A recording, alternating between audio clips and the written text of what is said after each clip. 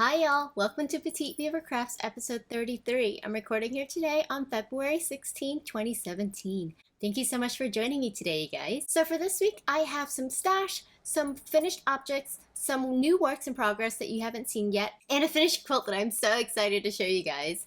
So let's get started. So first up is stash. So as I mentioned last week, I did purchase some new Ewesewansew bags. This is her jumbo-sized bag. It takes up the entire screen, and it has a see-through back on it. And here's the super cute alpaca lining. This bag does have two pockets. I love these little faces. Look at them. Super cute.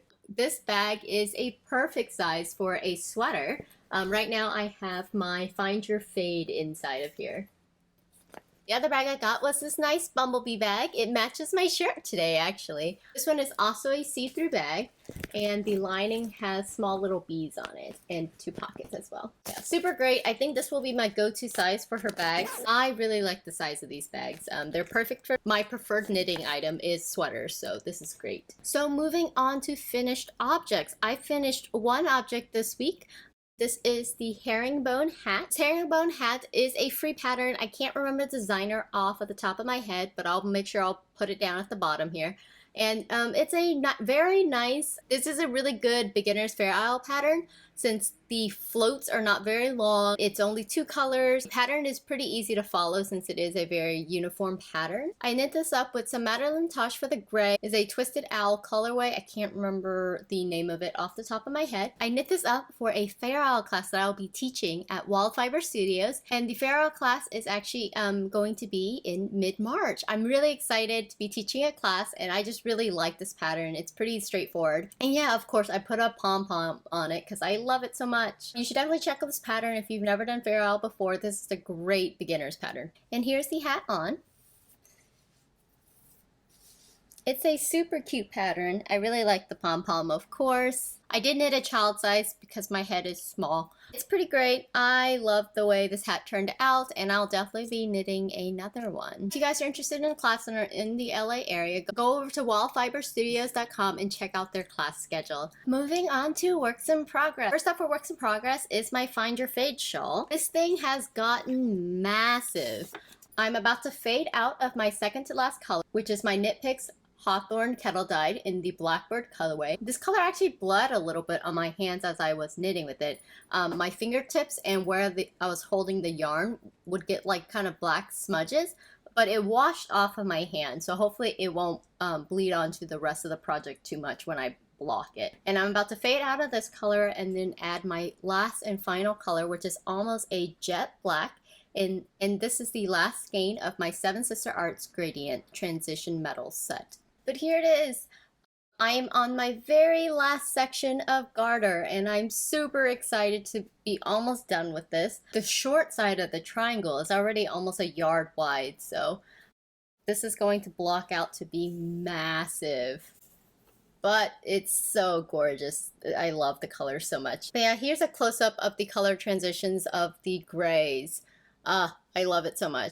I'm so glad I added the few extra skeins towards the end. I think I am much happier with the way this looks than I would have been if I just left it with the solids. I should be done this week, and then I have to find a place to block this thing. It is so huge. And I'll have it ready by stitches. I know I will. I can do it. I definitely can. Now that I'm done with the quilt, and I have a lot less things distracting me, it's gonna be great. To get ready for stitches and travel knitting, I casted on a new sweater. I started the Ease Pullover by Alicia Plummer. She's the same designer who did the campsite cardigan that I have as well. The Ease sweater is like a kind of sweatshirt style garment with a cowl neck. It just looks super cozy, and I think I could really wear it just around the house and such. And I'm about halfway through the raglan increases before I split for the seams.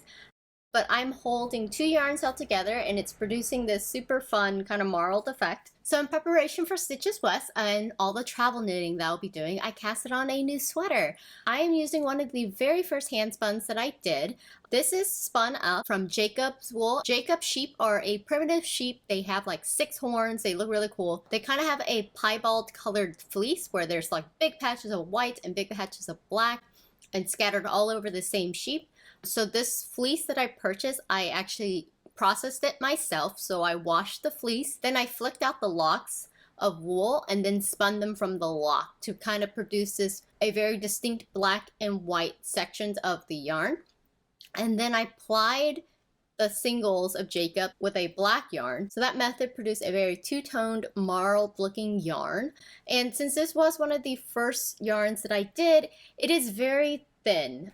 This was when I thought that I was going to be weaving with all of my hand spun yarns before I realized how not practical that was. This ball of yarn has been sitting in my stash for almost 3 years now. So I finally found a project that I wanted to cast on with it. I'm holding this yarn doubled with some Cascade Roslyn, which is a tweedy kind of yarn that's a little, probably a sport weight. So these two together make almost a DK weight yarn. Between the tweed and the marled yarn, it gives the sweater a very textured look. And then occasionally the black speckly areas will pop up in the yarn as well. I think this is going to be a great addition to my wardrobe. This is not going to be a fancy sweater by any means. This is just kind of like the throw it on and walk your dog comfy sweater that I can wear lounging around the house and stuff. I'm really enjoying the way the yarn is knitting up, and I'm really excited to be finally using up that hand spun that it's just been sitting there and not being of any use. The reason I picked this pattern for my Travel and Stitches knitting project is because it is a stockinette sweatshirt. So it's not going to take too much concentration for me to knit on the garment as well as talk to other people. I'm getting super excited for Stitches. It is next weekend. I've started going through my patterns on Ravelry and selecting some potential items that I would want to buy yarn for. The way I usually try to manage my yarn purchases at events in general, I haven't been to a ton of them, but this system seems to work so far. I put patterns in my queue of items that I want to make. I tag them with stitches so that it's easier for me to sort through them, and then I will screenshot the pattern and the yardage requirement so that I can select, once I find a yarn that I like, I can then select how much to get to go with the pattern. And then the other way I manage how much yarn I purchase is that I take out cash and carry cash with me as I'm shopping, so that by the end of the day, I can only spend the cash that I have that day.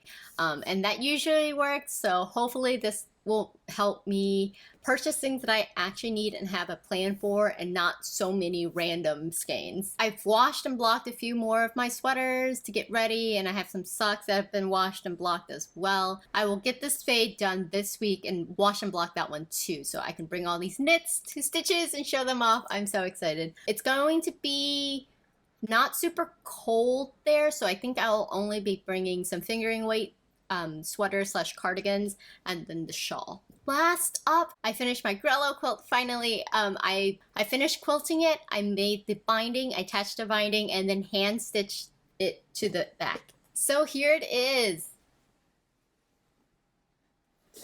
Oh my goodness, I love this thing so much. And here's a peek at the backing and a close-up of the binding. I used the backing fabric as the binding as well, and I did do a bias binding so that it's extra stretchy. I love the way this quilt turned out so much. I already put it on our bed, and it just makes it instantly made everything feel so much homier with a handmade quilt. I don't know if you can tell, but I adore this quilt. It's totally my colors, and yes, pretty much everything about this quilt makes me so happy. Definitely need to make a bigger quilt that actually fits the bed. This is a twin size quilt. I have a queen size bed, but I didn't want to take on too much as my first project, but oh my goodness, I love this thing so much. I'm incredibly happy with the entire process. I learned so much with this first one, and I've definitely been bit by the quilting bug. So yeah, this is the Diamonds in the Sky quilt pattern, and you can find it on creativebug.com. It comes with a tutorial of how to put it together and everything like that. The cutting on this quilt was a little bit more challenging because you were working with a very large block. Each one of these blocks is 20 inches wide, so that was a little bit difficult, but the instructions are super clear. The pattern is written as a 2-color pattern, but of course I make things more complex than they need to be, so I did it as a 2-toned quilt instead of just 2 colors. The batting on this is a cotton blend batting, so it's going to be a summer quilt which is perfect for the color. So yeah, definitely check out the tutorial on Creativebug. They have a lot of quilting tutorials actually. I had only ever made like a t-shirt quilt before, so this is my first ever real quilt, and I pretty much learned everything to do it on Creativebug. I went through a bunch of their tutorials of how to do the free motion work as well as the quilt piecing and, you know, binding and everything like that. So if you guys are interested, please definitely check out creativebug.com. I think you can get a month for free and then check out all the videos that you want. Otherwise, it is a subscription-based platform where you pay a small fee. I think it's $6 a month, and then you get 1 class credit a month, which you can apply to a course and have it permanently. Creativebug is just a great platform for someone like me who massively consumes a lot of tutorials and kind of wants to learn everything about it, but not necessarily have to reference it back a ton of times. That's it for me this week. I should be able to record one more episode before I leave for Stitches. But yeah, thanks for watching. I will talk to you guys next week. Bye!